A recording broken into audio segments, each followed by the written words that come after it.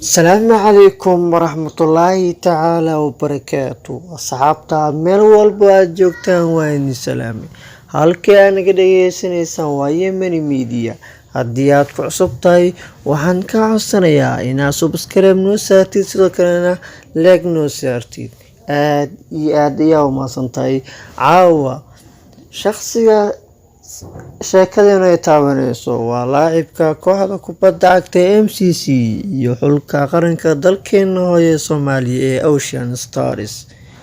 waa kuma xidigaas Faysal Xasan Xaashi xagee ayuu ku barbaaray xagee ayuu ka soo galay saaxadda kubadda cagta Soomaaliya.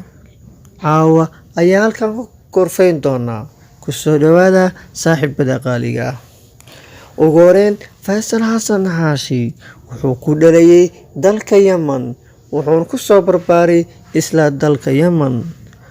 wuxuu soo dayar imaaday magaalada Muqdisho ee caasimadda Soomaaliya kadibna wuxuu fursad ka helay tartankii degmooyinka ee gobolka Banaadir wuxuuna u ciyaaray degmada Wardhiigley haddana loo yaqaano Warta Nabadda.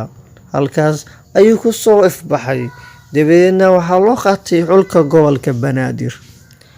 Faysal Xasan Xaashi ayaana guulo waaweyn ka keenay hamigiisii ahay Yemen inuu ka soo baxo Soomaalina horumar uu ka sameeyo waxaana soo qaatay kooxda kubadda cagta LLBB Genyo oo ka dhisan isla degmada uu dheelayay Wardhiigley ayuu u dheelayay sidoo kalena wuxuu nasiib u yeeshay isla sanadkiisii ugu horeeyay in uu ku guuleysto tartanka gool dhalinta ee horyaalka Soomaaliya. sidoo kalena waxaa loogu yeeray xulka qaranka dalkeena hooyo Soomaaliya ee Ocean Stars.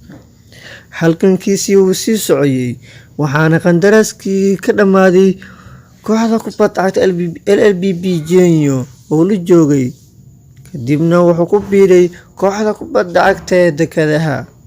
halkaasi ayuu wadana kasii bilaabay halgankiisii isagoona kula guuleystay 3 horyaalka heerka koowaad ee dalkeena Soomaaliya ee Somali Premier League. sidoo kale wuxuu u soo hayaamay kooxda kubadda cagta MCC Muqdisho City Club wuxuuna ku guuleystay durbadiiba gool dhalinta horyaalka heerka koowaad ee dalkeena Soomaaliya iyo sidoo kalena horyaalka heerka koowaad ee dalkeena Soomaaliya. sidoo kalena MCC wuxuu ka saaciday in uu final keeno tartanka kubadda cagta General Daawud Cabdulla Xirsi. Faysal Xasan Xaashi hamigiisii qaranka ilaa hadda aad ayuu u sareeyaa wuxuuna ku sii taagsanayaa in uu ku biiro mid ka mid ah kooxaha heerka koowaad ee dalkeena Soomaaliya waa hadduu ka dhamaado qandaraaska uu kula joogo kooxda kubadda cagta MCC. halkaas ayaa ku soo gabagabeynaa sheekadii ugu hadlaynay laacibkii garabka duulay ee qarankeena Soomaaliya kooxda MCC Faysal Xasan Xaashi. halkan naga dhageysanaysaan waa Yemeni Media aniguna waan nahay Mahad Yemeni.